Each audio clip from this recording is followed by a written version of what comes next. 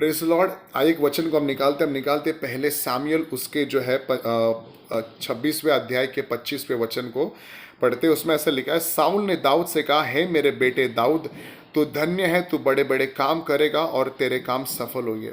इस वचन में हम देखते हैं कि साउल राजा दाऊद राजा को आशीष देता है और उसको बोलता है कि तू धन्य है और तेरे काम सफल होंगे। लेकिन अगर इस वचन के पीछे की स्टोरी को हम अगर देखते हैं तो साउल राजा दाऊद को आशीष देने के लिए नहीं आया था, लेकिन उसको मार डालने के लिए आया था। क्योंकि साउल जो था वो दाऊद पे जलता था और वो उसको अपना दुश्मन समझने लगा था और वो दाऊद को ख़त्म करना चाहता था। और एक दिन जब उसको मारने के लिए अपनी सेना को लेकर आया था, तब वो एक जगह पे रात को जब सोया हुआ था, तब दाऊद जो था उसको मौका मिलता है कि वो साउल को मार डाले। पर दाऊद जो है उसको नहीं मारता है। दाऊद बोलता है कि ये परमेश्वर का अभिषिक्त है और मैं इस पर हाथ नहीं उठाऊंगा।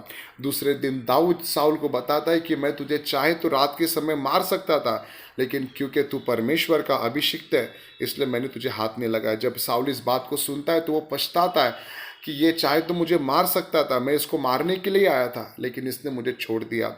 और इस बात को देखकर साउल उसको आशीष करता है और उसको बोलता है कि तू धन्य है तो और तेरे काम सफल होंगे। तो यहाँ पर हम देखते हैं किस तरीके से एक दुश्मन जो है वो अपने दुश्मन को जो है आशीष करके चला जाता है।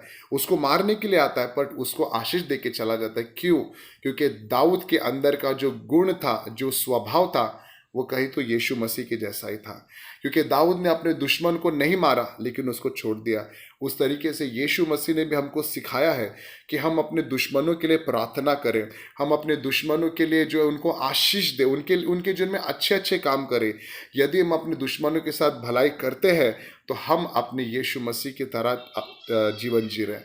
लेकिन अगर हम अपने सिर्फ चाहने वालों को प्यार करते हैं और दुश्मनों से नफरत करते हैं, उनकी बर्बादी को देखना चाहते हैं, इसका मतलब हम कहीं तो गलत विचारों में अपने जीवन को जी रहे हैं। हमको अपने दुश्मनों से प्यार करना है और उनके लिए प्रार्थना करना है, क्योंकि हमारी प्रार्थना के द्वारा जो है वो लोग बदल सकते हैं। और जिस तरीके से साउल ने दाऊद को आशीष किया, एक दिन जो है आपके दुश्मन लोग ही हमारे पास आएंगे और हमको आशीष देकर चले जाएंगे।